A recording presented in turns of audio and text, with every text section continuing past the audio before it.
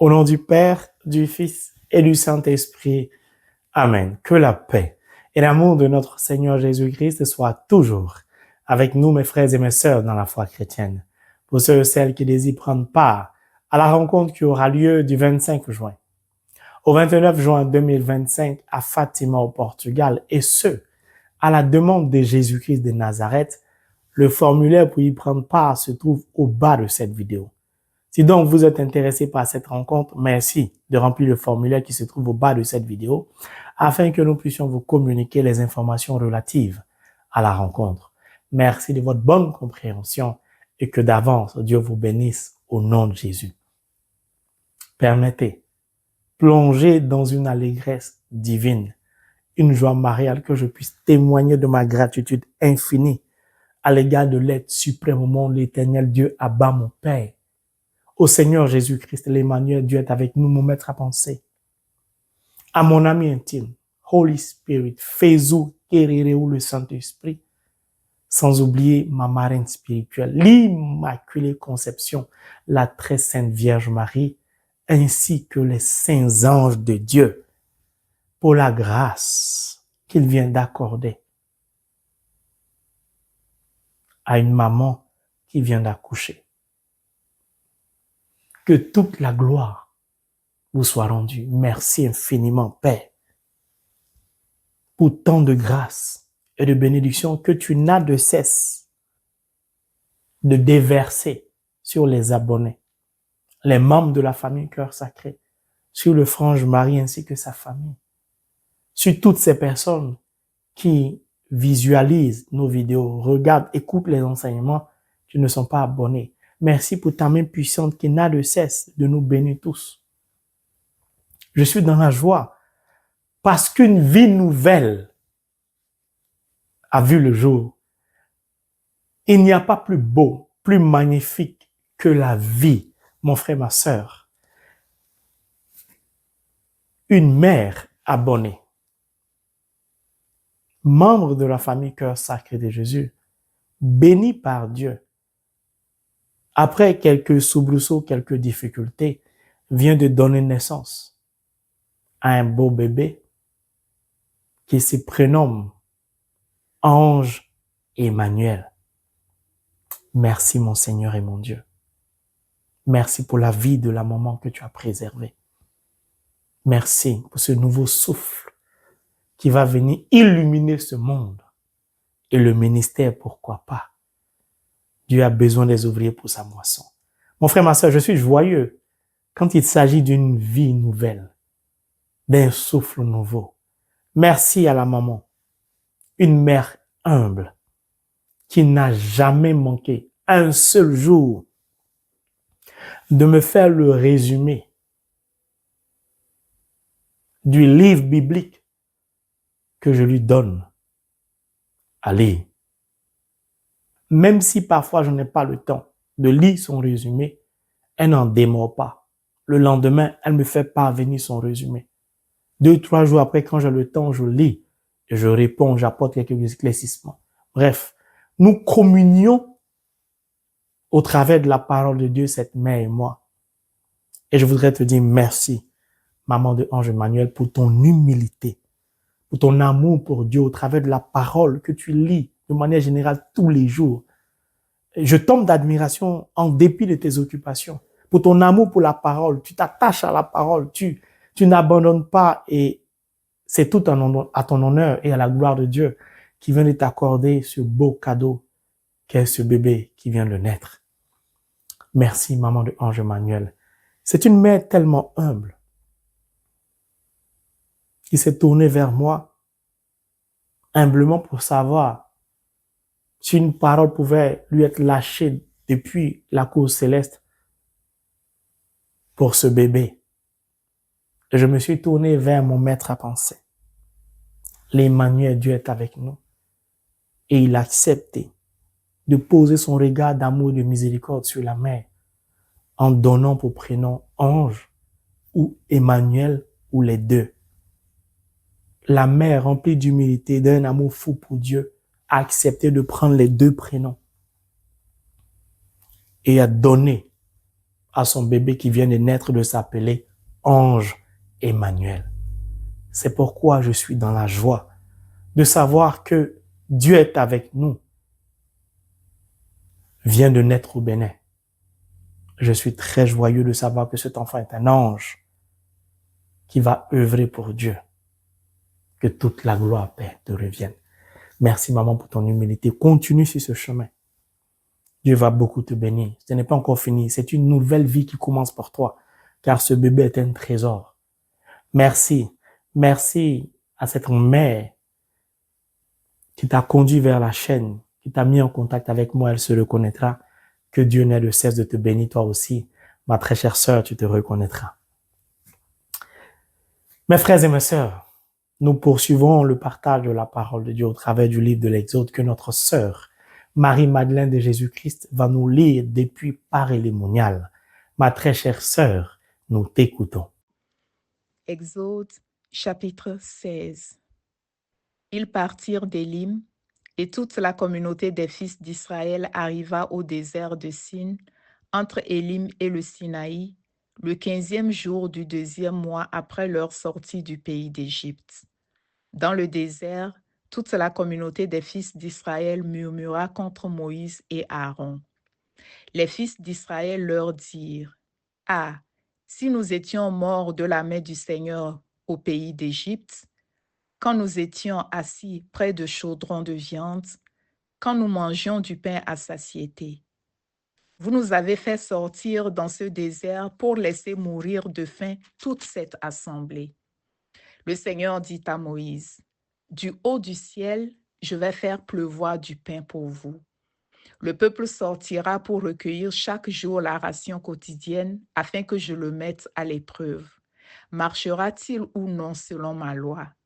Le 6e jour, quand ils prépareront ce qu'ils auront rapporté, ils en auront 2 fois plus que la récolte de chaque jour. » Moïse et Aaron dirent à tous les fils d'Israël, « Ce soir, vous connaîtrez que c'est le Seigneur qui vous a fait sortir du pays d'Égypte.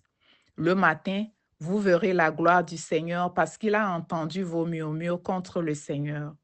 Nous, que sommes-nous pour que vous murmuriez contre nous? » Moïse voulait dire, « Vous la verrez quand le Seigneur vous donnera le soir de la viande à manger, le matin du pain à satiété, parce que le Seigneur a entendu les murmures que vous murmurez contre lui. » Nous, que sommes-nous?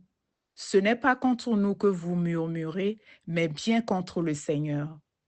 Moïse dit à Aaron, « Dis à toute la communauté des fils d'Israël, approchez-vous du Seigneur car il a entendu vos murmures. » Et comme Aaron parlait à toute la communauté des fils d'Israël, ils se tournèrent vers le désert. Alors, la gloire du Seigneur apparut dans la nuée. Le Seigneur adressa la parole à Moïse. « J'ai entendu les murmures des fils d'Israël.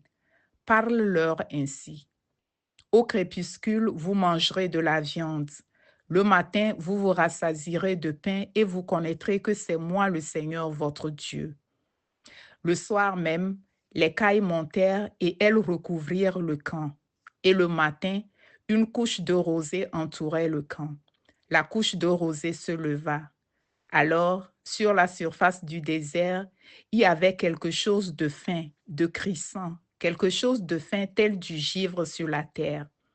Les fils d'Israël regardèrent et se dirent l'un à l'autre, « Mahoum, qu'est-ce que c'est ?» Car ils ne savaient pas ce que c'était. Moïse leur dit, « C'est le pain que le Seigneur vous donne à manger. Voici ce que le Seigneur a ordonné. Recueillez-en autant que chacun peut manger. Vous en prendrez un omer par tête, d'après le nombre de vos gens, chacun pour ceux de sa tente. » Les fils d'Israël firent ainsi. Ils en recueillirent, qui plus, qui moins, ils mesurèrent à l'omer. Rien de trop à qui avait plus, et qui avait moins n'avait pas trop peu. Chacun avait recueilli autant qu'il pouvait en manger. Moïse leur dit, « Que personne n'en garde jusqu'au matin. » Certains n'écoutèrent pas Moïse et en gardèrent jusqu'au matin, mais cela fut infesté de vers et de vin puant. Alors Moïse s'irrita contre eux. Ils en recueillaient matin après matin autant que chacun pouvait en manger. Quand le soleil chauffait, cela fondait. Le 6e jour, ils recueillirent le double de pain, 2 homères pour chacun. Tous les responsables de la communauté vinrent l'annoncer à Moïse. Il leur dit, c'est là ce que le Seigneur avait dit. Demain, c'est sabbat, jour de repos consacré au Seigneur. Cuisez ce qui est à cuire, faites bouillir ce qui est à bouillir. Ce qui en est trop, déposez-le en réserve jusqu'au matin. Ils le déposèrent jusqu'au matin comme l'avait ordonné Moïse. Il n'y eut ni puanteur ni vermine. Moïse dit, mangez-le aujourd'hui. Aujourd'hui, c'est le sabbat du Seigneur. Aujourd'hui, vous n'en trouverez pas dehors. Vous en recueillerez pendant 6 jours, mais le 7e jour, c'est le sabbat, il n'y en aura pas. Or, le 7e jour, il y eut dans le peuple des gens qui sortirent pour en recueillir et ils n'en trouvèrent rien. Le Seigneur dit à Moïse, « Jusqu'à quand refusez-vous de garder mes commandements et mes lois? Considérez que, si le Seigneur vous a donné le sabbat, il vous donne aussi le 6e jour le pain de 2 jours. Demeurez chacun à votre place. Que personne ne sorte de chez soi le 7e jour. » Le peuple se reposa donc le 7e jour. La maison d'Israël donna à cela le nom de manne. C'était comme de la graine de coriandre. C'était blanc avec un goût de beignet au miel. Moïse dit, « Voici ce que le Seigneur a ordonné. Qu'on en remplisse un homère en réserve pour vos descendants, afin qu'ils voient le pain dont je vous ai nourri au désert en vous faisant sortir du pays d'Égypte. » Moïse dit à Aaron, « Prends un vase, mets-y un plein homère de manne et dépose-le devant le Seigneur en réserve pour vos descendants. » Comme le Seigneur l'avait ordonné à Moïse, Aaron le déposa devant la charte en réserve. Les fils d'Israël mangèrent de la manne pendant 40 ans jusqu'à leur arrivée au pays habité. C'est de la manne qu'ils mangèrent jusqu'à leur arrivée aux confins du pays de Canaan. L'homère est un 10e d'épha. Merci pour cette lecture, ma très chère sœur. Que Dieu te bénisse au nom de Jésus. Mon frère, ma sœur, au travers de ce chapitre très riche, permettez que je puisse, en ce temps de carême, fixer mon regard sur le verset 4 qui dit, et je cite, « Le Seigneur dit à Moïse, voici que du ciel, je vais faire pleuvoir du pain pour vous. Le peuple sortira pour recueillir chaque jour sa ration quotidienne. Et ainsi, je vais le mettre à l'épreuve. Je verrai s'il marchera ou non selon ma loi. » Quand j'observe ce verset, quand je l'écoute, mon cœur déborde d'amour et de joie pour la parole, pour Jésus-Christ, pour l'être suprême au monde, pour le Saint-Esprit. Je n'ose même pas imaginer un seul instant vivre une vie en dehors de la parole, en dehors du Christ. J'ai perdu trop de temps par le passé en m'éloignant du Christ. Plus que jamais comme Saint Paul. Je veux chaque jour davantage m'attacher à la parole de Dieu, m'indiquer la parole de Dieu, vivre de la parole de Dieu, vivre au travers de la parole de Dieu, vivre par la parole de Dieu et pour la gloire de la parole de Dieu. C'est mon but. Pour le faire, on n'a pas besoin d'un diplôme.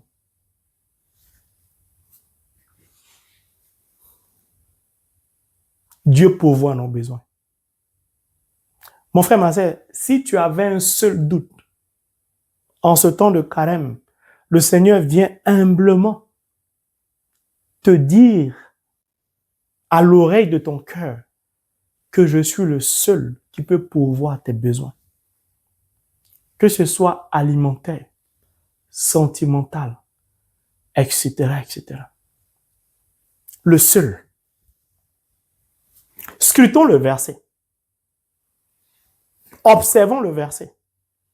essayons de découvrir quelques trésors qui y sont cachés, enfouis. Voici que du ciel, je vais faire pleuvoir du pain pour vous. Nous savons donc que le pain que Dieu va faire pleuvoir vient du ciel. Mon frère, ma soeur, nous savons tous qu'au ciel, il n'y a pas d'usine. Il n'y a pas une compagnie, encore moins une boulangerie. Il n'y a donc pas de pollution au ciel.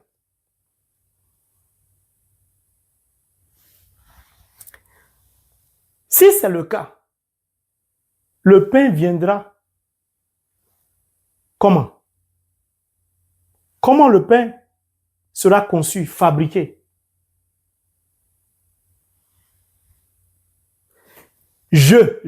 Pronom personnel, je vais faire pleuvoir.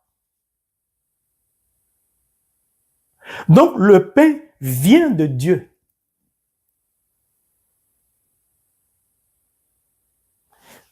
Vient de ses mains, sort de ses mains. Sort de lui.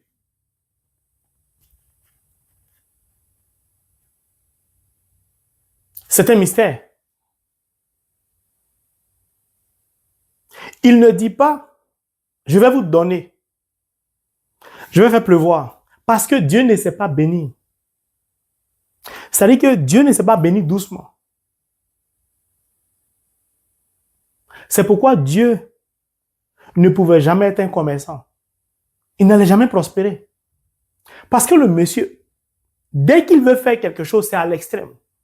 Quand il veut te bénir, c'est à l'extrême. Il veut te sauver, c'est à l'extrême. Il veut te guérir, c'est à l'extrême. Tout ce qu'il sait faire, c'est en abondance.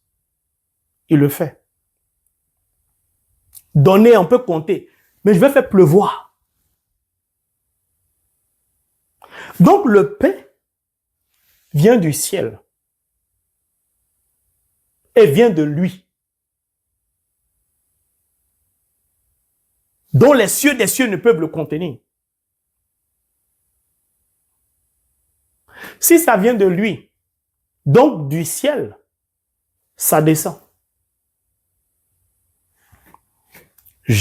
Donc c'est lui, vais faire pleuvoir du pain pour vous. Ce pain-là vient pour qui? Pour son peuple. Pour son peuple. Je serai pour vous un père. Vous serez pour moi un fils. Donc le pain qui descend vient du Père pour nourrir ses enfants. Le peuple sortira pour recueillir chaque jour sa ration. C'est chaque jour que le Père nourrit ses enfants. Il pourvoit aux besoins de ses enfants chaque jour. Les enfants n'ont donc pas à se soucier de ce qu'ils vont manger le lendemain.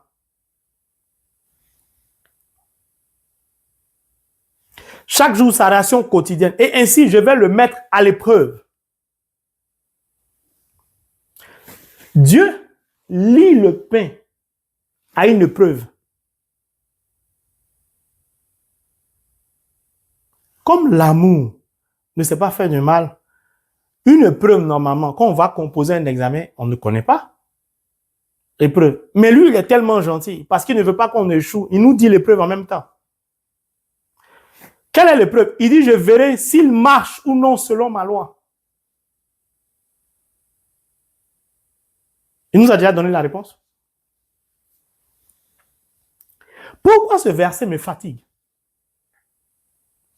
Parce que si je le ramène à Jean 6, verset 51, Jésus-Christ, mon maître à penser, les manières, Dieu est avec nous, dit, je suis le pain vivant descendu du ciel.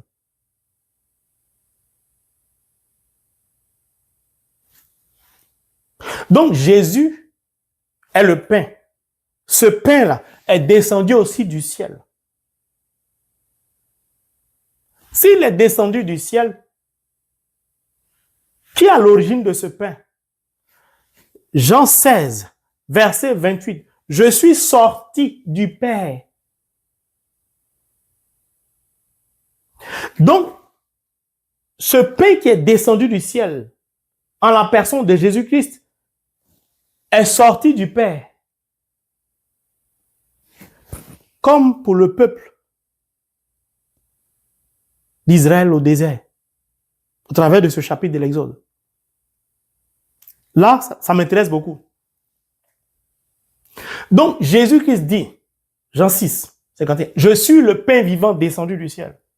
Ce pain-là est sorti du Père. Ce pain-là est pour qui? C'est pour les enfants de Dieu. Car seuls les baptisés, ceux qui sont devenus enfants de Dieu par le sacrement du baptême, y ont accès, y ont droit. Si baptisé que je suis devenu enfant de Dieu, j'ai droit à ce pain vivant qui est descendu du ciel. Je sais aussi que le Verbe s'est fait chair. Jean 1. Et il habitait parmi nous. Donc, la parole de Dieu, the word of God, Holy Bible, est descendue du ciel. Je n'en suis pas l'auteur. J'ai donc à ma portée, en tant qu'enfant de Dieu, de la nourriture en abondance. Spirituellement parlant, puis physiquement parlant. Baptisé que je suis, je baigne dans une abondance alimentaire, spirituelle. J'ai le pain vivant qui est descendu du ciel en la personne du Christ et j'ai la parole de Dieu, the word of God, qui est descendu du ciel en la personne du Christ. 3 en 1. Le Christ, Verbe qui s'est fait chair, Eucharistie, puis parole vivante. Si donc,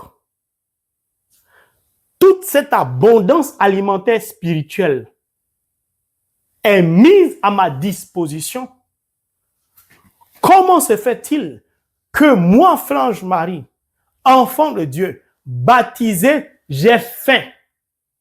Ou comment se fait-il que je peux avoir faim? Comment se fait-il que je peux être nul spirituellement parlant?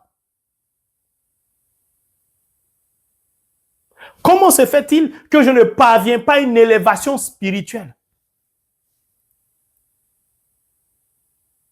Comment se fait-il que je suis chétif spirituellement parlant? Comment se fait-il que je suis slim fit spirituellement parlant? Pourquoi suis-je maigrichon spirituellement parlant? Parce que cette nourriture, le pain vivant descendu du ciel, qu'est le Christ, Jean 6, 51, ce pain-là émane d'un endroit, d'un environnement où il n'y a pas de pollution.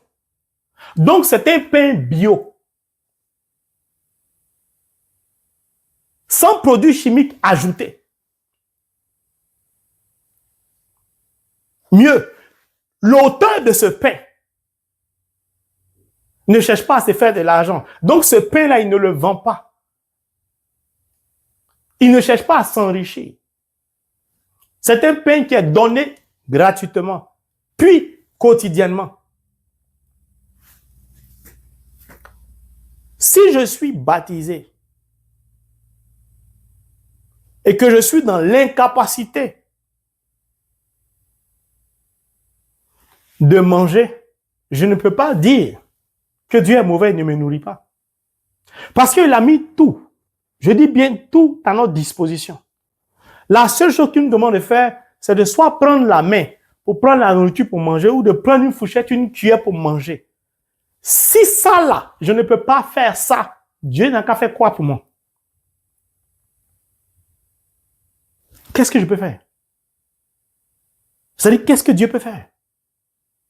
Si j'accepte de manger la nourriture, c'est-à-dire de lire la parole de Dieu, d'écouter la parole de Dieu, d'observer la parole de Dieu, de mettre en pratique la parole de Dieu, parce que quand je mange, la nourriture pénètre à l'intérieur, elle travaille. Quand je mange la parole de Dieu, je grossis spirituellement. C'est-à-dire spirituellement, je commence à avoir une assise, une élévation.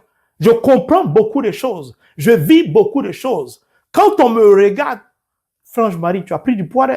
Quand on entend des carèmes. Parce que je prends le temps de manger sérieusement la nourriture spirituelle. C'est le premier repas. Dieu pense à tout le monde. Le premier repas, c'est la parole de Dieu que nous devons mendiquer chaque jour, lire chaque jour.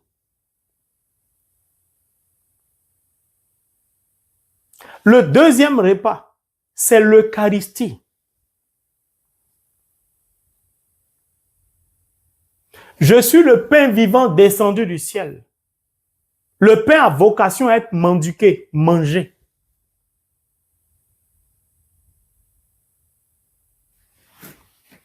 Peu importe ce que je vis, c'est-à-dire baptisé, certaines situations font que je ne peux pas communier. Ça ne peut pas m'empêcher de grossir spirituellement.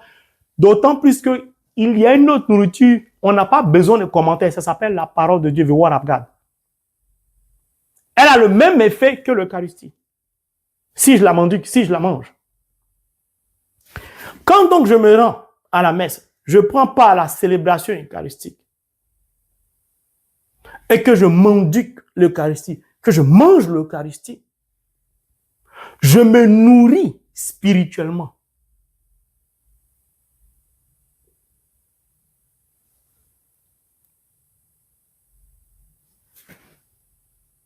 Quand je me rends au Saint-Sacrement,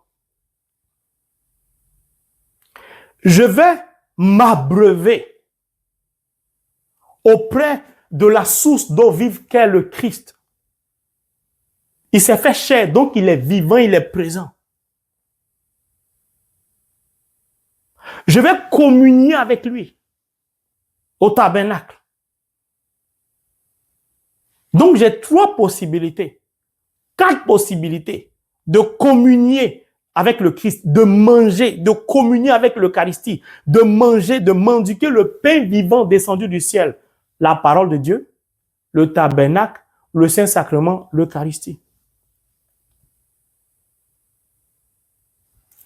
Entrée, plat, dessert, résistance, tout ça, c'est en abondance. Il dit, je vais vous faire pleuvoir du pain pour vous. Le peuple sortira pour que chaque jour sa ration quotidienne. C'est donc chaque jour que le Christ se donne à nous gratuitement au travers de la parole ou de l'Eucharistie ou du Saint-Sacrement ou du tabernacle. Bon, si tu as faim, tu sais où partir, ce que tu dois faire. Si donc le chrétien est pauvre spirituellement parlant, c'est parce qu'il refuse de se nourrir.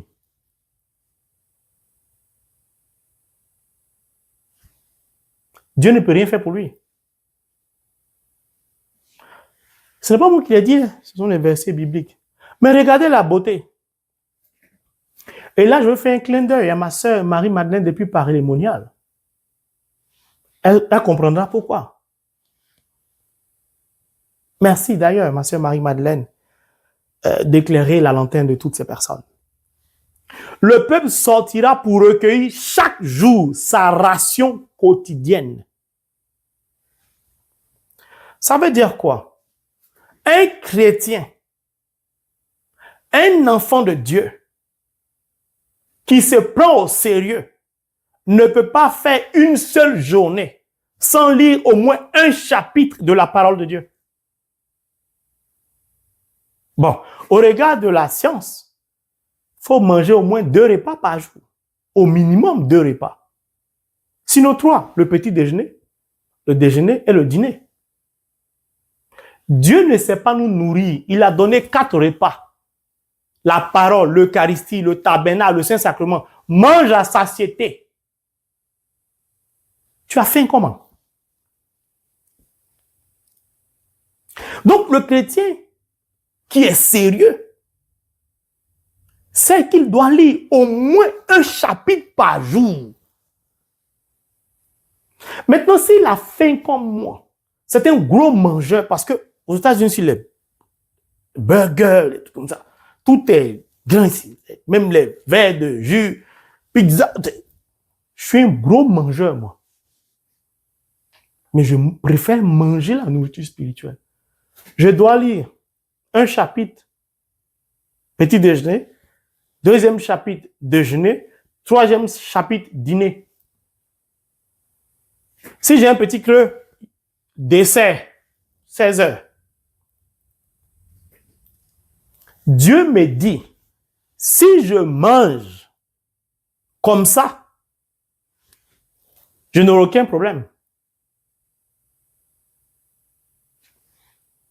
Ah, c'est la parole. Alors, arrivons sur l'Eucharistie.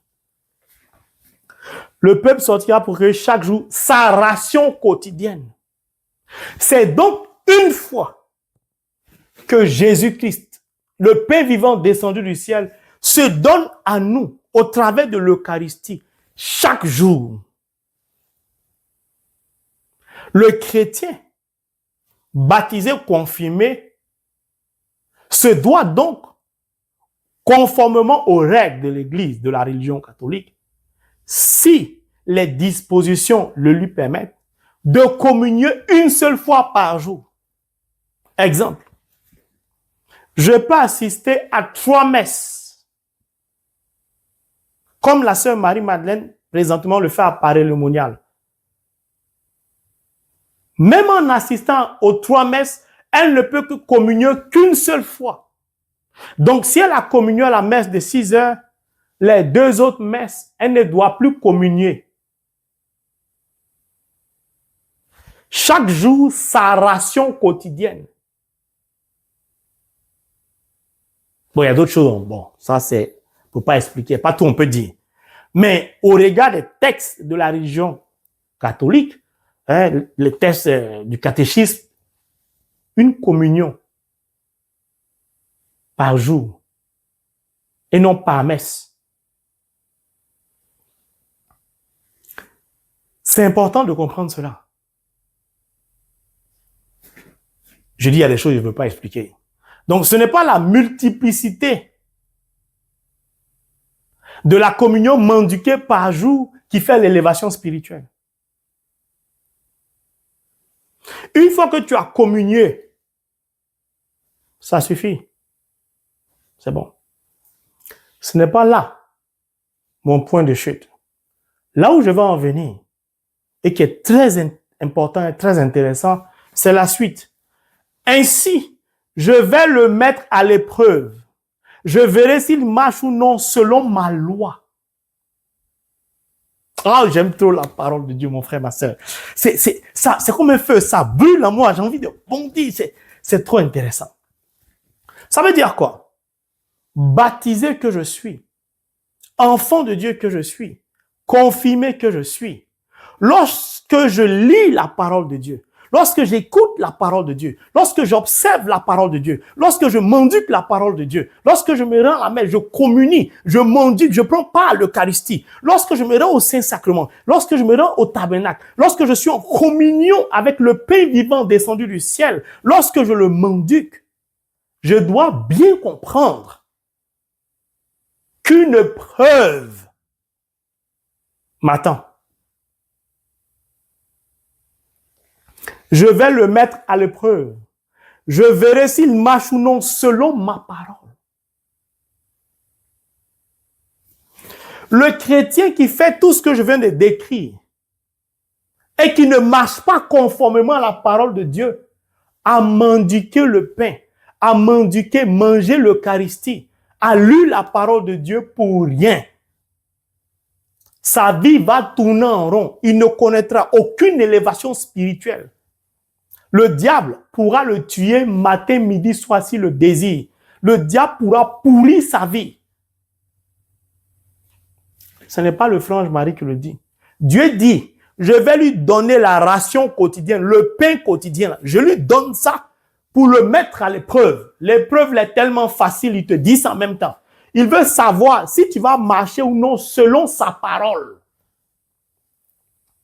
Quand donc le Franche Marie s'approche du prêtre, s'approche de l'autel, pour recevoir le Christ qui se donne gratuitement à nous, le Franche Marie doit prendre conscience que lorsqu'il accueille le Christ, une épreuve l'attend.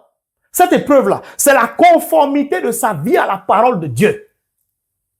Si donc le Franche Marie reçoit l'Eucharistie et refuse de conformer sa vie à la parole de Dieu, refuse de marcher conformément à la parole de Dieu, le Franche Marie, en dépit de la communion, du fait qu'il est mendiqué, emprunte le chemin de l'obscurité. Exemple concret. Je vais prendre toujours l'exemple qui sont les deux secrets de la parole de Dieu qui fatiguent beaucoup de chrétiens. Tu ne peux pas communier.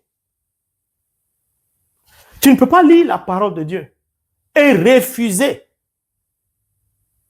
de faire offrande à Dieu, de donner à Dieu. Refuser de faire l'aumône, de donner aux pauvres. Refuser de payer ta dîme. Refuser de te confesser. Tu ne peux pas. C'est pourquoi Dieu transforme sa parole, transforme l'Eucharistie en une épreuve. Or, la parole de Dieu dit quoi? Parmi les 10 commandements, tu ne porteras pas de faux témoignages. Ciao. Exemple concret. Le Franche Marie, je parlerai toujours de moi, est un amoureux fou de la parole de Dieu.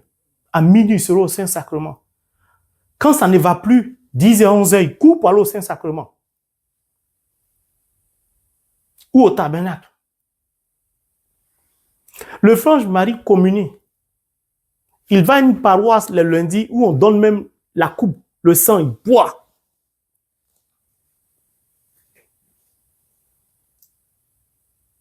Le Franche Marie est soumis à l'épreuve de Dieu.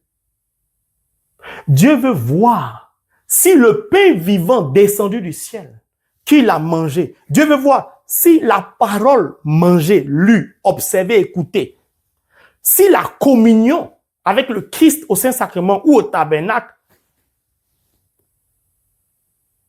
va impérativement se mettre en mouvement dans sa vie, sera réalisé. Le Franche Marie se rend dans une boutique ou online sur Internet, en ligne comme on le dit, ou va dans un restaurant, peu importe. Il achète un ordinateur ou il se rend à un restaurant, il commande un plat. Le plat n'est pas encore venu. Un responsable du dit restaurant vient voir le Franche Marie et lui dit, si tu donnes, on dit review en anglais, je ne sais pas comment on dit, si tu fais un truc, tu commandes bien, c'est-à-dire si tu donnes 5 étoiles à mon restaurant, tu dis que le repas est bien, l'accueil était bien, tout ça, je te donne un plat gratuitement, le plat que tu vas choisir sur la carte, je t'offre ce plat gratuitement avec une boisson accompagnée gratuitement. Le Franche Marie décide d'écouter la voix de son ventre, donc de l'autre, l'usurpateur. Il a oublié qu'il vient de communier la communion le matin. Il a oublié qu'il a déjà lu au moins 2 chapitres. Il prend son téléphone, il commence à donner 5 étoiles au restaurant. Bon accueil. Donc le Franche Marie porte un faux témoignage. Puisque ce qu'il dit, ce n'est pas ce qu'il a expérimenté. Il n'a même pas encore goûté le repas. Il n'a pas encore choisi son plat. Il a porté un faux témoignage. Une famille X, Y, avec leurs enfants, vont au regard du témoignage, du review, du Franche Marie. Cette famille-là a lu le commentaire du Franche Marie. 5 étoiles, ça a l'air d'être des bons restaurants. allons-y fêter l'anniversaire d'un de nos enfants. On va partir à 5, disons. Le père, la mère, les 3 enfants. Arrivé au restaurant, il s'assied, il commence à manger. Le repas, sans le savoir, a été fait avec des ingrédients qui étaient déjà périmés. Un des enfants souffre après d'une indigestion 30 minutes après le repas. Son état de santé se dégrade. On le conduit à l'hôpital. Il succombe à son indigestion, il meurt. Qui aura provoqué la mort de cet enfant? Ce n'est pas le restaurateur, ce n'est pas le restaurant, c'est celui, c'est-à-dire le frange Marie, qui a accepté, en écoutant la voix de l'autre de son ventre, de remplir 5 étoiles, de donner un bon review, qui a permis à cette famille de prendre part à ce restaurant, de mourir. C'est ça Dieu va regarder pour voir s'il marchera ou non selon ma loi. Tu ne peux pas donner la communion à l'église et ton mode de vie est contraire à la parole de Dieu. Tu vis une vie sale, une vie d'impudicité, c'est-à-dire tu fais tout ce qui est mauvais aux yeux de Dieu et puis tu donnes la communion à l'église. Tu es sacristain. Tu t'occupes de l'église. Et tu baignes dans la franc-maçonnerie.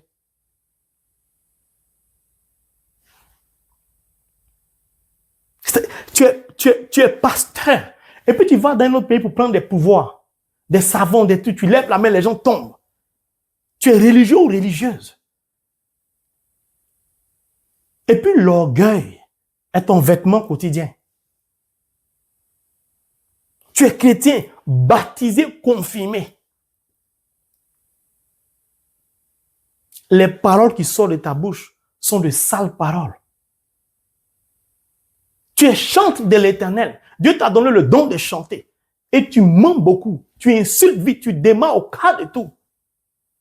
Le canal par lequel Dieu doit s'exprimer, tu prends ça pour insulter, pour maudire, pour critiquer. Tu lis la parole et tu es hypocrite. La jalousie t'habite. Tu n'hésites pas à mépriser un autre, à salir le nom de l'autre, à prendre une parole. Si lui l'a dit ça, tu prends ça pour détruire, pour diviser les gens. Tu es baptisé.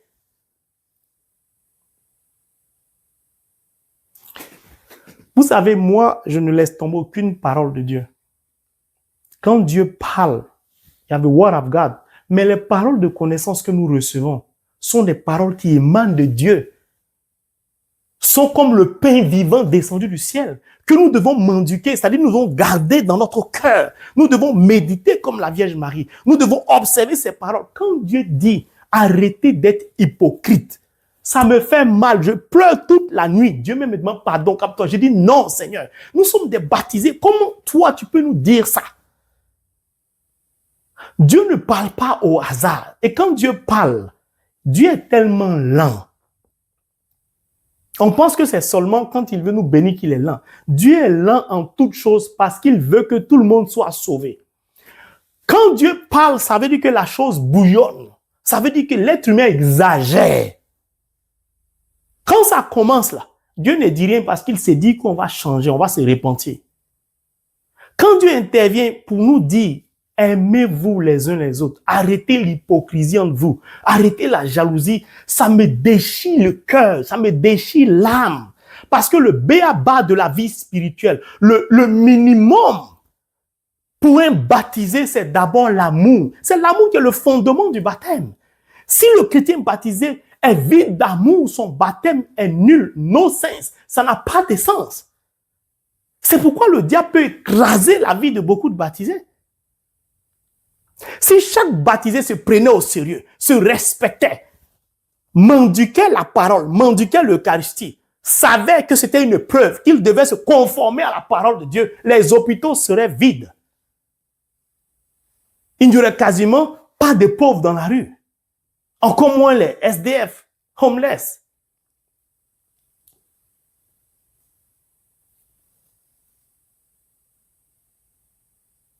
Là où se trouve ton trésor, là se trouve ton cœur. C'est un verset biblique de Matthieu. Quand je communie, quand je lis la parole de Dieu, je dois savoir ça. Si mon cœur est sur mes projets, mes sociétés, mes compagnies, mon immeuble, ma société de location de voitures, si c'est ça mon trésor, c'est que mon cœur y est. Si mon cœur y est, je ne suis plus un chrétien. Jésus dit, tu ne peux pas suivre 2 maîtres. Soit c'est lui ou c'est le Dieu de l'argent. Et pourtant, c'est lui qui nous bénit pour qu'on prospère. Mais il nous bénit pour qu'on prospère, non pas pour être esclave de la prospérité. Chrétien que je suis, pourquoi je m'attache facilement au bien matériel, à l'argent? Pourquoi? Franche Marie, mon trésor, c'est Jésus-Christ de Nazareth. C'est la parole de Dieu, n'en déplaise. Vous savez, parfois, ah oui, présentation, tu fais quoi? Je suis serviteur de Dieu, je prêche la parole. Oh, t'as pas de travail? Mais c'est le meilleur métier au monde. Peut-être le monde ne reconnaît pas. Mais pour moi, je sais que ce travail est reconnu par l'être suprême au monde. Puisque c'est lui mon employeur. Mon trésor, c'est Jésus-Christ de Nazareth. Le monsieur n'a eu aucun immeuble sur la terre. Pourquoi vous voulez que je prie pour avoir un immeuble? Si le monsieur estime qu'il me faut un immeuble, il va me donner l'immeuble. Il est propriétaire terrien de tout. Tout lui appartient. L'œuvre de la création lui appartient. Mon ami de classe Agou, Proverbe 30. Qui est l'auteur de l'œuvre de la création? Quel est son nom? C'est lui. Mais si j'ai besoin d'une maison, je demande à mon père. C'est tout. Si je veux mettre sur pied un projet, une compagnie, je demande à mon père, quelle est la compagnie qui peut prospérer où? Tu es maître du vent du nord au sud, de l'est à l'ouest. Tout t'appartient, tout est subjugué par ton regard. D'ailleurs, c'est toi qui fais venir le pain. Il n'y a pas de boulangerie. Pourquoi vous voulez que ma vie soit compliquée? Pourquoi nous nous lançons dans des projets? Nous empruntons des chemins avec notre intelligence charnelle. Ça n'a pas de sens. Il dit, le Seigneur dit à Moïse, voici que du ciel, je vais faire pleuvoir du pain pour vous. Donc, tout nous vient du ciel. Ces paroles nous sont lâchées depuis les cieux. Sa bénédiction depuis les cieux. Donc, les projets depuis les cieux. Je me fatigue pourquoi? Je veux guérir, je cherche la guérison où? Au ciel. Il dit, je suis le Seigneur, c'est lui qui guérit. Le chapitre précédent. J'aime la parole de Dieu. J'aime la parole de Dieu. Mon frère, ma soeur, en ce temps de carême, le Seigneur veut te dire, il est le seul qui peut pourvoir ton besoin. Si ton besoin, c'est la guérison, c'est lui seul. Cette guérison, il va te l'accorder chaque jour. Donc, arrête de lui dire, aujourd'hui, ça va, je ne sais pas si demain, ça va aller. Il dit chaque jour, il va te donner la ration quotidienne. C'est chaque jour, il va commencer à guérir un œil, une oreille, ton cœur, ton rein, ton bras, ton nez. Si tu es pressé, va à l'hôpital. Lui, il est patient parce qu'il veut et il souhaite que ta guérison soit totale et définitive.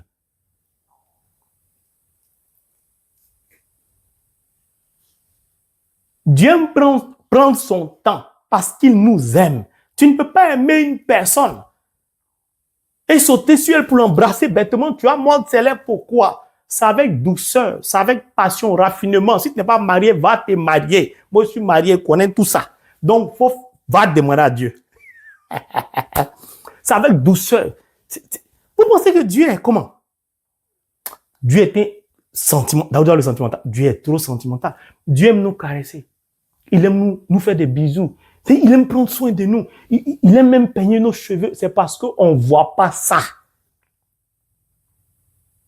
Dieu n'est pas brutal avec nous. Il n'est pas pressé. L'amour est patient.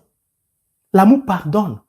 Tu lis la parole de Dieu. Tu communies et tu refuses de pardonner à quelqu'un qui t'a fait du mal. Ton épreuve, c'est le pardon. Tu refuses de pardonner. Ta vie est finie. Pourquoi? Parce que tu es séparé de Dieu. Celui qui est séparé de la miséricorde de Dieu est mort. Tu communies puis ton cœur dur. Tu communies puis tu calcules. J'appelle le frère Marie une fois. Je parlerai toujours de moi. Hein. J'appelle le frère Marie une fois. S'il ne m'appelle pas, je n'appelle plus. Ça s'appelle de l'orgueil.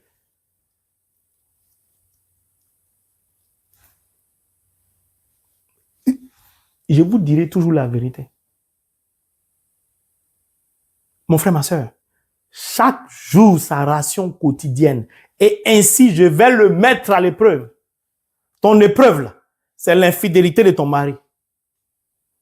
Et Dieu t'observe. Si tu marches conformément à sa parole, ou conformément à tes désirs, ou à tes impulsions, ou à ta nervosité, ou à tes blessures. L'infidélité de ta femme, c'est ton épreuve pour que la gloire de Dieu se manifeste. Et toi, au lieu de marcher conformément à la parole de Dieu, c'est-à-dire de prier pour ton mari ou ta femme qui t'a trompé, au lieu d'implorer la miséricorde, tu commences à insulter la personne, à salir la personne. Tu commences à faire des projets qui n'ont rien à voir avec votre union, mais avec la séparation. Et tu t'attends à quoi? Et tu finis, tu vas communier. Et puis tu es étonné que depuis que j'ai pris, il n'y a pas de solution. Il y a 5 ans, 10 ans, 12 ans en arrière, 20 ans en arrière. Quand ton mari t'a demandé quelque chose, comment tu t'es comporté avec lui? Moi, je vais vous dire la vérité. J'écoute, j'entends beaucoup de choses. Certaines femmes, là, pour punir leur mari qui les a énervés, elles ferment leur robinet. Il va voir. C'est la nuit, non? C'est la nuit, il vient, non? Il va voir. Il m'a énervé, non? On lui parle, il n'écoute pas. Je vais fermer le robinet. Quand tu as fermé le robinet pendant 3 mois, pendant 6 mois, et que lui ne veut pas mourir de soif, il va chercher un autre robinet, ou bien un puits, ou bien, comment on appelle ça, les pompes là. Il va chercher ça. Tu découvres ça, ça t'énerve après. Il allait prendre vraiment cette fille. Oui, toi, tu as le robinet, il allait prendre un puits, une pompe. Mais là-bas, là, on a étanché sa soif. Petit pouvoir que Dieu nous donne. On prend ça pour punir notre âme sœur. Ton corps ne t'appartient pas, ça appartient à Dieu. Beaucoup de couples se séparent parce que la femme ferme le robinet. Ou l'homme refuse de donner, d'ouvrir son portefeuille, son compte bancaire à sa femme. Vous êtes une seule chair. Si c'est toi seul qui est docteur, qui a PhD en économie, que tu travailles, si elle ne travaille pas, ton salaire là, c'est pour elle. C'est pourquoi on dit vous formez une seule chair. On ne comprend pas bien la parole de Dieu, on la coupe pour aller se marier à l'église. Et après, on fait comme si on est surpris. Le sacrement du mariage est une preuve que Dieu nous donne, une preuve à vie. Ça ne sert à rien d'aller déposer des bouquets de fleurs auprès de la Vierge Marie. D'aller allumer des sièges. Dieu dit, l'épreuve là, c'est pour voir si tu marches conformément à sa parole.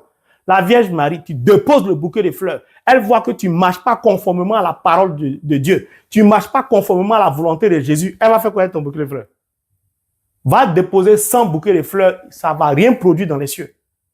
Dépose une seule tige de rose et puis marche conformément à la parole de Dieu. C'est-à-dire, pardonne à celui qui t'a blessé. Ou partage ce que tu as avec celui qui n'en a pas. Tu vas voir qu'un coup comme ça dans les cieux, toi seul, tu as une plantation d'EVA. Ça coule seulement, la sève coule. Tout ce que tu touches prospère, tu ne comprends pas. Je vais toujours dire la vérité. On est dans le temps de carême. Nous tous, on doit changer. On doit changer la face de l'humanité. Alors, tu as fait venir une personne en Iran, ou je ne sais pas moi, en Amérique ou au Canada, je ne sais pas. On ne peut pas respirer. Point oui, point non, tu jettes les affaires de la personne dehors. Donc, tu te comportes mal. La personne te dit que tu te comportes mal. Tu dis que tu n'as pas le droit de me parler. Je vais te chasser, tu prends un bagage, tu écris à l'immigration. Mais cette personne, c'est Dieu qui lui a donné la vie. Quand elle venait au monde, toi, tu étais là. Ne réduisez pas la vie des chrétiens à un titre de séjour, à un papier, à un document. On n'a qu'à se respecter. Un enfant de Dieu a de la valeur. Lisez Ésaïe 43.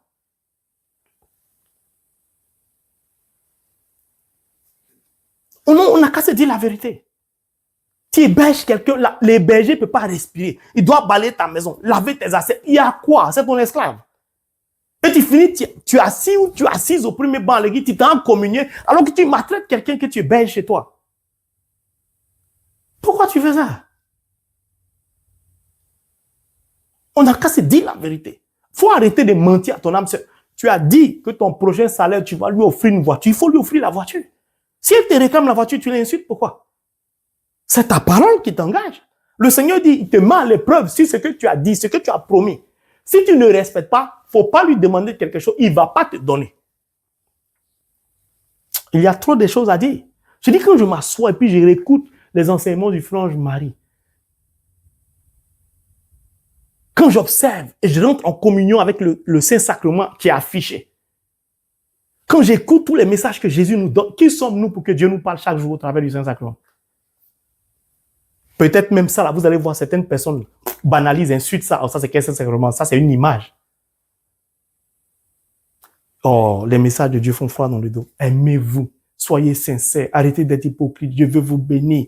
Pitié, aimez-vous. Dieu nous supplie. Pourquoi on s'aime? Arrêtons l'hypocrisie. Arrêtons l'hypocrisie.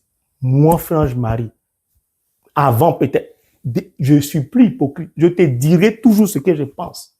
Si tu veux, il ne faut plus me parler. Parce que je sais que chaque jour, c'est une preuve pour moi. Puisque chaque jour, je lis la parole de Dieu. Je vais à la messe, je communie. Donc, chaque jour, je sais qu'une preuve m'attend. Donc, arrête de prendre les 50 € que la compagnie te propose pour donner un bon review. Arrête de dire ça, c'est 5 étoiles, l'hôtel est bien parce qu'on t'a donné une nuit. Arrête de porter de faux témoignages. Mon frère, ma soeur, je vais lire encore le verset une dernière fois. Il y a beaucoup de choses à dire. Un seul verset. Le Seigneur dit à Moïse, voici que du ciel, je vais faire pleuvoir du pain pour vous. Bon, je vais remplacer. Qui va se négliger? Le Seigneur dit au frange Marie, il faut dire ça à mes enfants. Il faut dire ça à mon peuple. Il faut dire ça à ceci, à cela. Moi, je dis, vous me critiquez pourquoi? Je suis l'auteur des paroles de connaissance. Le Seigneur a dit à Moïse, voici que du ciel, je vais faire pleuvoir du pain pour vous. Quand Dieu lâche les paroles du ciel, ma parole, elle est esprit, elle est vie. Le Verbe qui s'est fait chair. Le Verbe qui s'est fait chair dit quoi? Je suis la source d'eau vive. Une source d'eau donne quoi? De l'eau. Donc quand Jésus parle du ciel, c'est de l'eau qui coule. C'est la pluie que nous recevons. Qu'est-ce que nous faisons de toutes ces paroles de connaissance? Nous doutons trop. Je vais faire pleuvoir du pain pour vous. Le peuple sortira pour recueillir chaque jour sa ration quotidienne. Ainsi, je vais le mettre à l'épreuve. Je verrai s'il marche ou non selon ma loi. Enfant, je vais terminer par là. Je me posais toujours la question et j'en parlais souvent, même si personne ne m'écoutait. Je n'aimais pas et je n'appréciais pas. Lorsqu'en pleine célébration eucharistique, on priait le Notre Père en disant, j'ai oublié un peu, hein, ne nous soumets pas à la tentation. Je n'ai jamais voulu prononcer cette partie-là. Parce que ça m'énervait. Dieu peut nous soumettre à la tentation. Dieu peut nous soumettre à la tentation. Dieu peut nous pousser à la tentation. Mais qui m'a écouté? Quand j'ai parlé à mon père, il dit, mon père, ne nous soumets pas à la tentation. Dieu tente les gens. Oui, mais tu sais, à l'église, machin, la hiérarchie, tout ça. Moi, je ne suis pas contre la hiérarchie, au contraire, je suis respectueux des règles de ma religion. On ne m'a pas forcé. Mais pourquoi si quelque chose ne va pas là? Si quelqu'un n'a pas un petit chapeau de bishop, s'il ne porte pas la soutane, s'il n'a pas fait des études en théologie, s'il n'a pas un PhD en théologie, si, je ne sais pas, si le Saint-Esprit lui parle à l'oreille, qu'il dit que ça là, ce n'est pas correct, pourquoi on ne l'écoute pas? Parce que ça aussi, c'est une épreuve pour eux, ceux qui sont à la tête là. C'est une épreuve pour eux. Dieu les regarde. Je vais toujours dire la vérité. On ne nous soumet pas à la tentation, on résiste à notre Père, ne nous soumet pas à la tentation, ne nous soumet pas. Dieu soumet quelqu'un à la tentation. Il dit, je vais vous mettre à l'épreuve. Dieu met à l'épreuve. Son épreuve là, ce n'est pas une maladie. C'est pour voir si on marche conformément à sa parole. Lisez Job, c'est le diable qui a éprouvé Job. Dieu ne l'a jamais éprouvé. Au contraire, Dieu est venu le sauver de ce que le diable l'éprouvait. L'épreuve de Dieu, c'est toujours sur sa parole. Il dit, mettez-moi à l'épreuve, lamentation, sur la dîme. Il dit, mettez-moi à l'épreuve. C'est-à-dire, réalisez la parole. Faites ce que la parole dit. Vous allez voir. Oh, nous les chrétiens, on est pauvres parce qu'on veut être pauvres. Le monsieur. Regarde, quelqu'un va... Regardez comment le diable va distraire les gens. Vous allez voir une personne touchée par la parole qui va dire, ah, maintenant la parole m'a touché, vraiment, j'ai vu l'importance. Chaque mois, je vais payer, par exemple, c'est un exemple, ma dîme. Je vais donner ça sur ma paroisse ou je vais donner ça au frère, peu importe, on s'en fout. Moi, je vais expliquer. La personne commence à donner une fois au prêtre. 2 fois. 3 fois, ne donne plus. Cette personne-là pense... oh, le diable. Pense qu'elle agit bien. Non. Tu agis mal parce que tu t'es engagé avec l'aide suprême au monde. Le prêtre que tu vois qui te donne, ou bien le pasteur ou le frère, peu importe, ce ne sont que des instruments. Tu t'es engagé à l'égard de Dieu.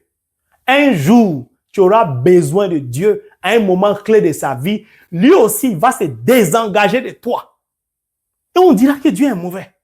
Je vous ai dit la dernière fois dans l'enseignement, non. Dieu est un combattant, un guerrier. Vous pensez que Dieu, c'est un combattant, un guerrier. On a un cœur, non? Dieu a un cœur.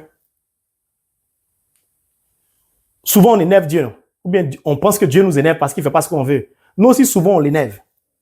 Ce que tu ressens, il faut te dire que Dieu ressent ça.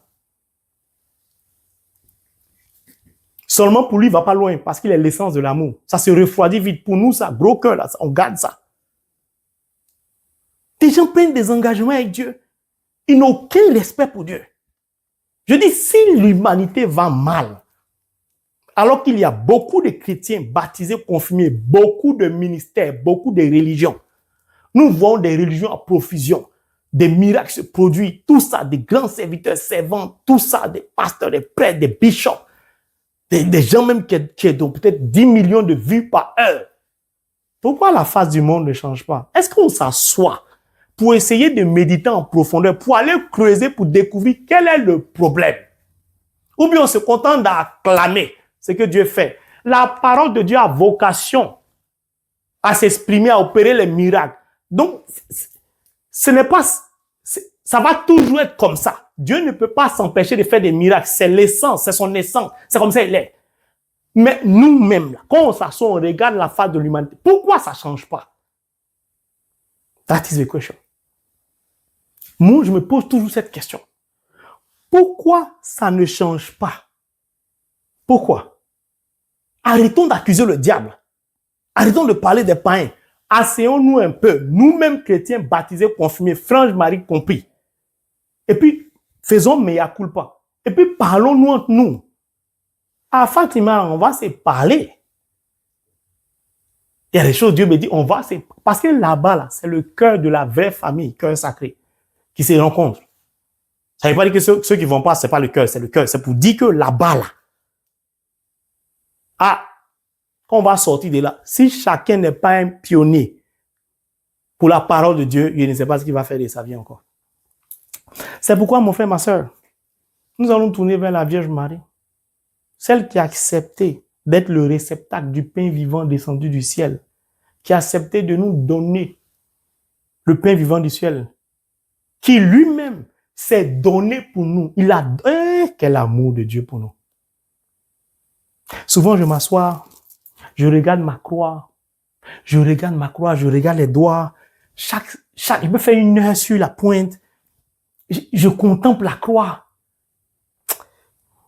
Vous savez, il y a une personne, une servante qui a reçu un message pour moi. Elle dit, le Seigneur dit de me dire, ça c'est moi, mais comme on est en famille, j'aime trop partager. C'est pourquoi mon cœur, souvent ici, trop gentil. J'aime tout partager, je suis comme qu'on est.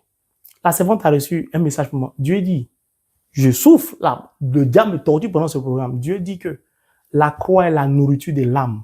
Quand je reçois un tel message comme ça, je danse, je jubile. La croix est la nourriture de l'âme. Quand Dieu me donne une parole de connaissance comme ça pour moi, je peux passer des mois dessus. Pourquoi? Parce que j'aime contempler la croix. Donc quand je contemple la croix, ça lui plaît. Je me parle avec la croix. Mais ce qu'il a dit là, je peux vous écrire un livre avec ça. La croix est la nourriture de l'âme. Chaque doigt, la position de ses doigts, le sang qui coule, chaque goutte. Ça... Il y a beaucoup de choses à dire. J'ai dit, je regarde la croix jusqu'à... Tournons vers la Vierge Marie. Maman Marie, nous voulons commencer par te dire merci. Toi qui, par ton intercession, as obtenu la faveur à la maman de Ange Emmanuel, qui vient de donner naissance à ce bébé. Comment ne pas te dire merci pour ton amour maternel qui l'a assisté, qui l'a accompagné en dépit de ce qu'elle traversait comme difficulté. Tu as porté cette grossesse jusque dans le cœur, du cœur sacré de Jésus. Tu as intercédé pour que cet enfant naisse. Merci. Merci pour toutes ces paroles. Merci pour tous ces pains vivants qui descendent du ciel chaque jour comme parole de connaissance. Oh non. Nous voulons te dire merci et nous unir à toi pour dire merci à Jésus, qui accepte chaque jour de se donner à nous au travers d'une parole de connaissance, de l'Eucharistie. Mais pour toutes les grâces et les bénédictions que nous recevons, dont nous bénéficions chaque jour, par la puissance de ton intercession. Merci toi-même de par ta présence. Tu nous recouvres de ton manteau et nous donnes d'être touchés par le Saint-Esprit. Mais je ne peux que te dire merci pour toutes ces personnes qui sont régularisées, qui ont obtenu le visa. Merci pour tous ces couples, ô Maman Marie, au travers desquels Dieu intervient. Permets-nous aujourd'hui de recommander Ange Emmanuel qui se trouve dans cet endroit de respiration. Sois à ses côtés. Je te le demande en te suppliant. Porte ce bébé dans ses bras. Donne-lui, par ton intercession, de recevoir l'esprit, le souffle. Que Jésus souffle en ses narines, rétablisse ses poumons, lui donne de pouvoir ventiler, respirer normalement afin qu'il puisse être remis à sa mère. Que Dieu achève pour Ange Emmanuel ce qu'il a commencé au Bénin. Mais permets que je vienne de recommander entre tes mains tous ces couples mariés à l'Église qui ont reçu la bénédiction de Dieu. Que par ton intercession, l'infidélité s'éloigne de ces couples au nom de Jésus. Que par ton intercession, la même puissance de Dieu chasse l'ennemi, détruise les œuvres de l'ennemi dans tous ces couples qui sont proches du divorce, alors que le mariage à l'Église, on ne peut pas le rompre. Mais je te confie toutes ces personnes qui mendiquent la parole, l'Eucharistie, mais dont la vie n'est pas conforme à la parole de Dieu. Toutes ces personnes qui ont du mal à lire la parole de Dieu. Je recommande toutes ces personnes entre tes mains, afin que par la puissance de ton intercession, ces personnes prennent conscience de l'importance de marcher conformément à la parole de Dieu. Que ton intercession obtienne la faveur de Dieu, afin qu'ils deviennent le pourvoyeur de toutes ces personnes qui sont dans le besoin alimentaire, médical, sentimental, travail, enfantement, et j'en passe. Mais je te confie la rencontre à Fatima. Que par ton intercession, cette rencontre se passe bien. Non pas comme nous le souhaitons, comme Dieu l'a prévu. Que l'organisation que je recommande entre tes mains, le Saint-Esprit nous y éclaire. Les anges nous y accompagnent. Afin que tout se passe tel que Dieu l'a prévu. Que toutes ces personnes qui continuent à se poser des questions touchent les mains par ton intercession, par ta prière, afin qu'elles se lèvent pour avoir part à la rançon quotidienne à Fatima. Au nom de Jésus, je te le demande en te suppliant.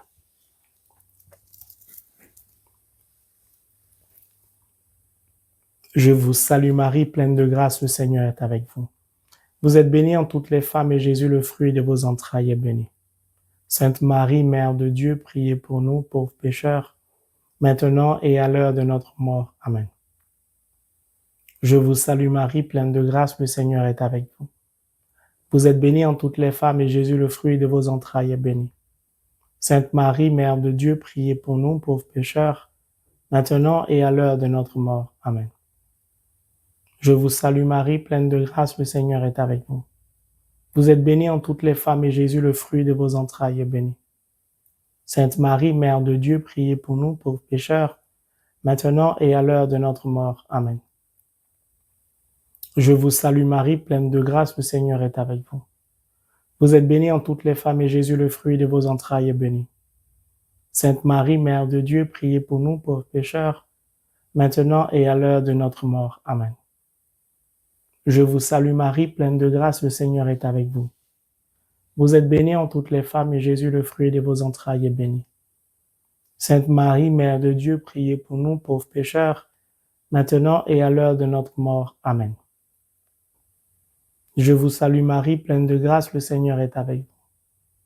Vous êtes bénie entre toutes les femmes et Jésus, le fruit de vos entrailles, est béni. Sainte Marie, Mère de Dieu, priez pour nous, pauvres pécheurs, maintenant et à l'heure de notre mort. Amen.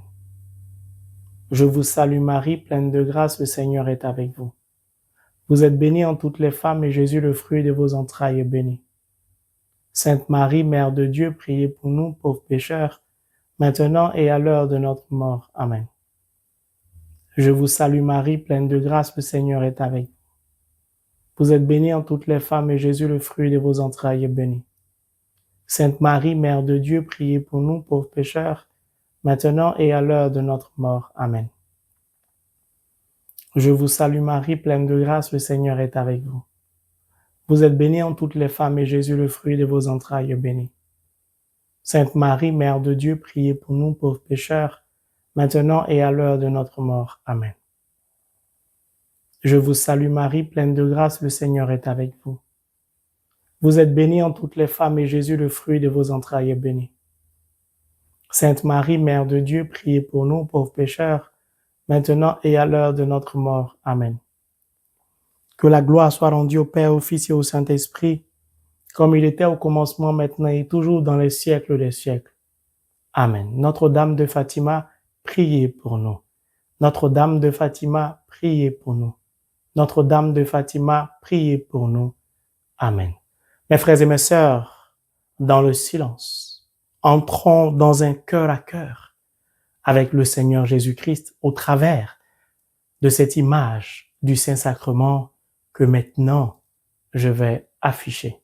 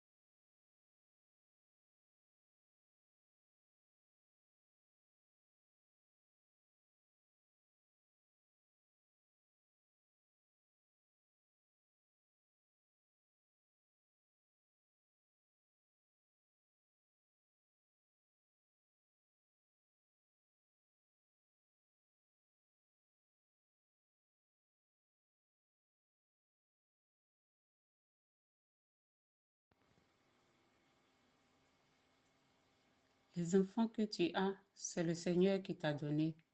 Confie-lui tes enfants, abandonne-les dans sa main, et tout ira mieux pour eux.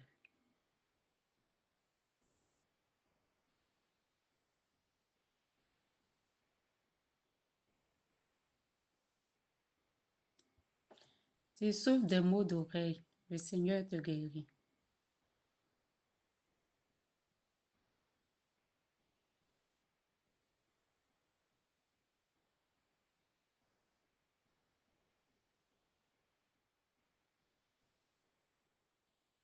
Il y a une femme qui veut divorcer car son mari la trompe.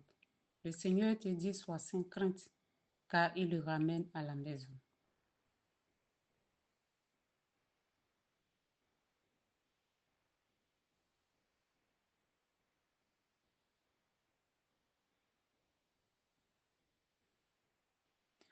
Tu donnes la communion à l'église. Le Seigneur te dit, range ta vie.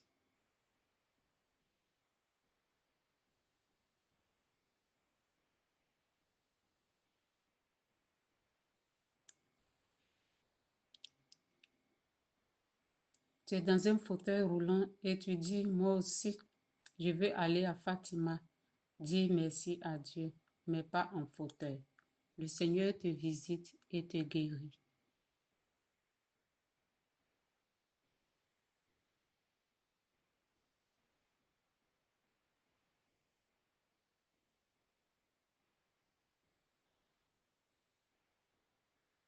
Les messages que vous entendez, que vous recevez, viennent du Seigneur.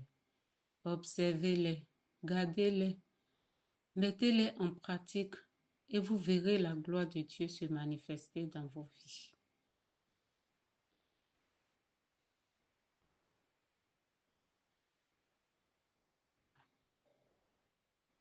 Plusieurs personnes ont des dons spirituels et elles ont peur ou honte de les utiliser. Le Seigneur vous demande de vous rapprocher de son serviteur, Ange Marie de Dieu. Il saura quoi faire, car la moisson est grande.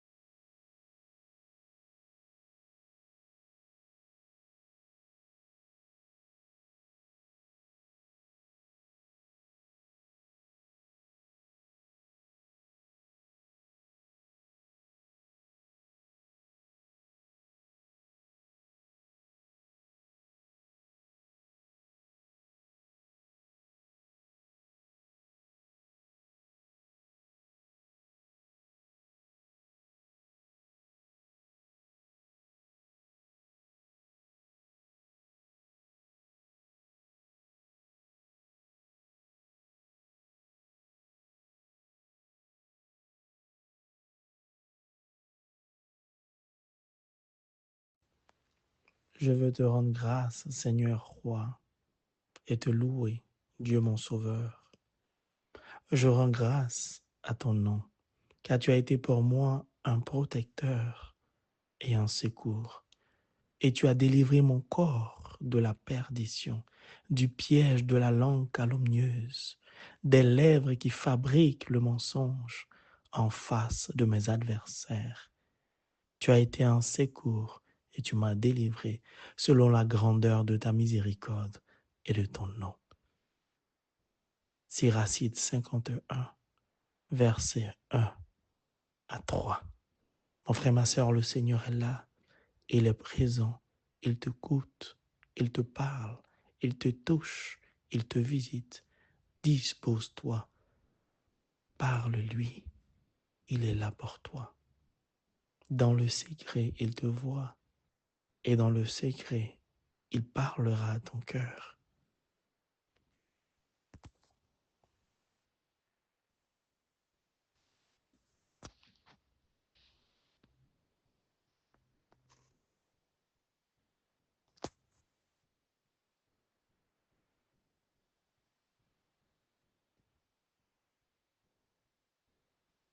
Le Seigneur a guéri plusieurs personnes atteintes du sida. Merci Jésus. Gloire à toi, éternel Dieu. Merci Saint-Esprit.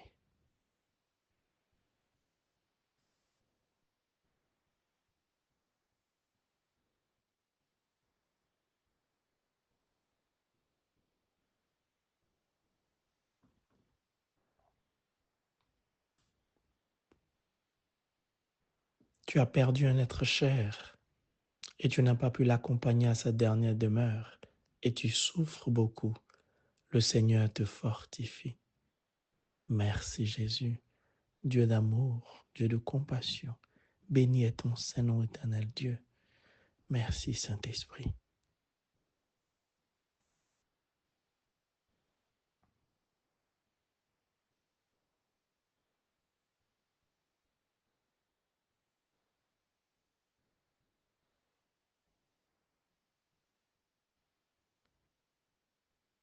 Il y a une femme qui est sans papier avec ses enfants. Tu es vraiment inquiète. Le Seigneur te dit que tu ne seras pas rapatrié. Fais-lui juste confiance. Merci Jésus. Merci Saint-Esprit. Gloire à toi, éternel Dieu.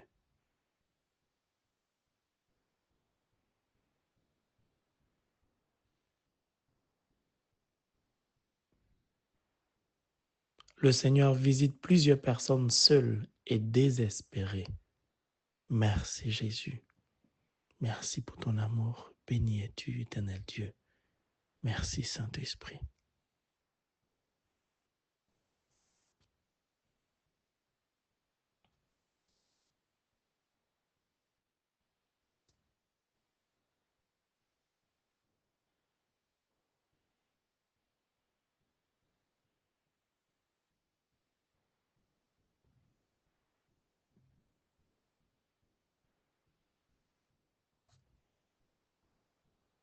Il y a une personne qui est sur le point de signer un contrat.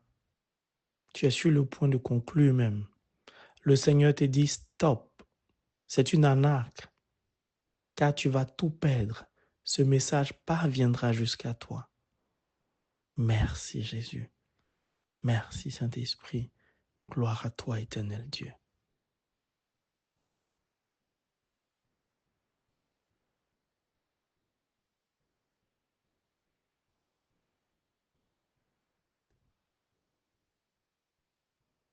Tu as perdu ta femme et tu élèves seul les enfants. Le Seigneur te visite. Merci Jésus. Merci Saint-Esprit de Dieu. Gloire à toi, éternel Dieu.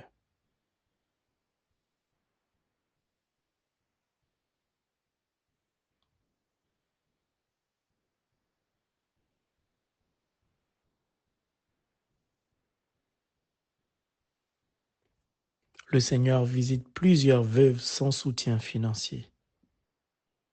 Merci Jésus. Merci Saint-Esprit. Gloire à toi, éternel Dieu. Le Seigneur est ma lumière et mon salut. De qui aurais-je peur? De qui aurais-je crainte? L'Éternel est la forteresse de ma vie. Seigneur, comment ne pas te dire merci pour ton amour pour nous? Comment ne pas te dire merci pour le temps que tu arrêtes dans les cieux pour nous bénir, pour nous parler, pour nous toucher, pour nous visiter, pour nous libérer, pour nous délivrer, pour ouvrir les portes au-devant de nous. Qui sommes-nous pour bénéficier de tant de grâce? Seigneur, c'est pourquoi je voudrais incliner les genoux de mon cœur, me prosterner devant ta sainte face pour te témoigner de ma gratitude infinie, qui est comme toi, Père. Merci, Saint-Esprit, toi qui souffles, souffle, souffle sur les enfants de Dieu que nous sommes. Merci de continuer à nous parler, à nous révéler les mystères du surnaturel. Saint-Esprit, donne-nous d'entrer dans une intimité profonde avec le pain vivant descendu du ciel. Ma vie, je la donne de moi-même. Seigneur, merci d'avoir accepté et pris l'initiative de nous donner ta vie, de l'offrir pour notre salut. Donne-nous en retour, comblé par ton amour de ta présence, de pouvoir nous offrir aussi à Dieu en ton nom. Merci Jésus. Merci aux saints anges qui œuvrent pour nous. Merci à ma marraine spirituelle, l'Immaculée Conception, pour sa présence, son intercession. Merci à Saint Michel Archange et son armée, à l'ange Raphaël. Merci aux saints anges mobilisés depuis les cieux sur la terre pour nous. Merci Père, merci, merci infiniment. Gloire à toi, Dieu éternel tout-puissant. Béni est ton saint nom. Louange à toi.